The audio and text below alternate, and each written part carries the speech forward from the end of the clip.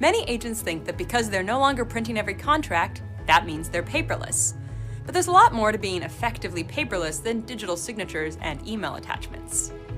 To succeed at being paperless, you need to understand and manage your computer the same way you would work with a piece of paper or manila folder.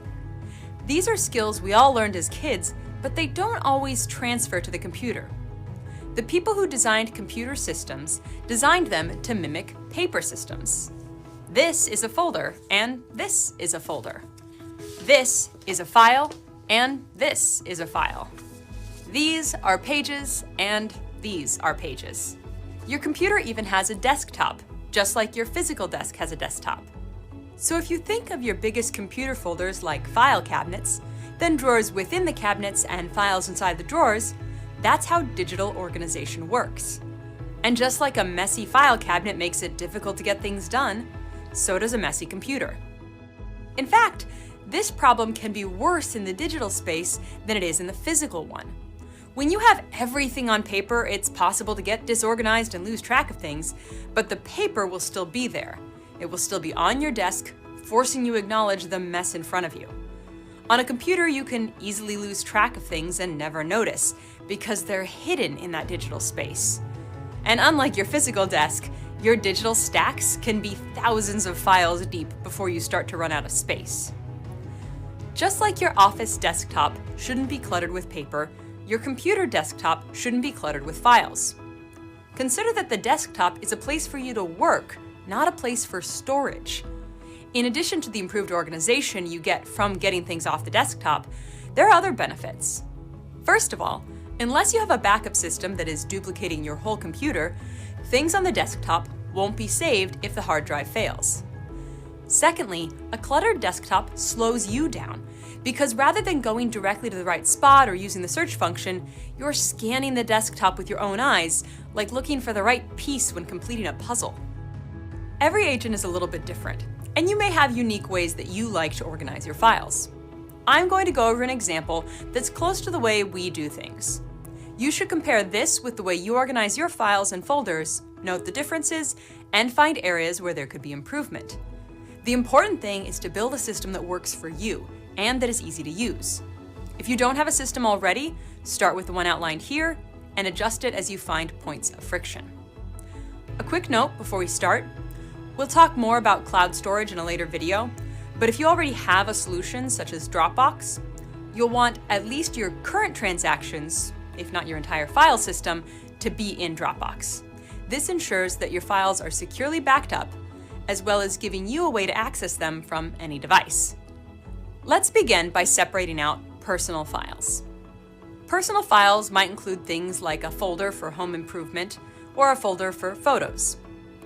Inside these, you would have subfolders, such as a folder for the photos from a specific trip or a collection of random shots from your kids throughout the year. Your other top-level folders are all business-related.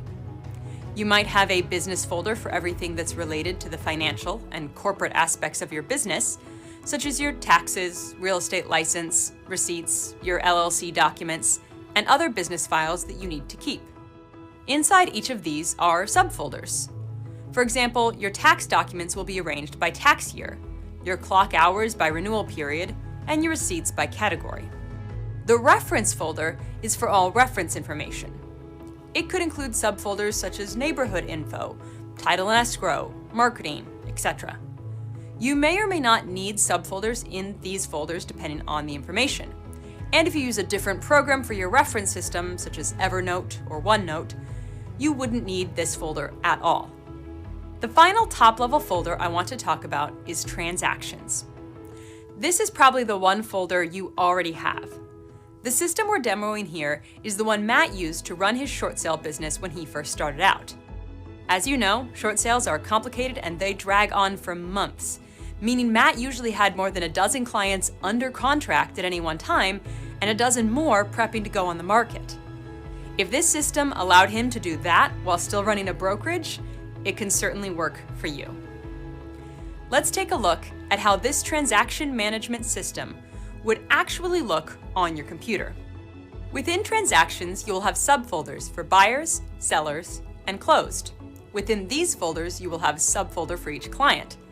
The key is to make the organization within each client folder identical. So inside every seller folder, you have a subfolder for listing docs, a subfolder for photos, and a subfolder for offers. The rest of the documents for the deal will stay in the folder itself, without any additional subfolders. For the buyer folders, you'll have a subfolder for their loan documents, one for all the offers you've written, and the rest of the contract documents in the folder itself, similar to how it was with the seller folders. If you've gotten under contract with this particular buyer but the deal fell through, you might have a folder for that specific property that includes all the documents for that deal. You may have noticed that I also have a template buyer and template seller folder in each space. This is the quick and easy way to ensure all your client folders are identical. My template already has all my subfolders with the correct names. So when I get a new client, all I have to do is duplicate this folder and give it the correct name.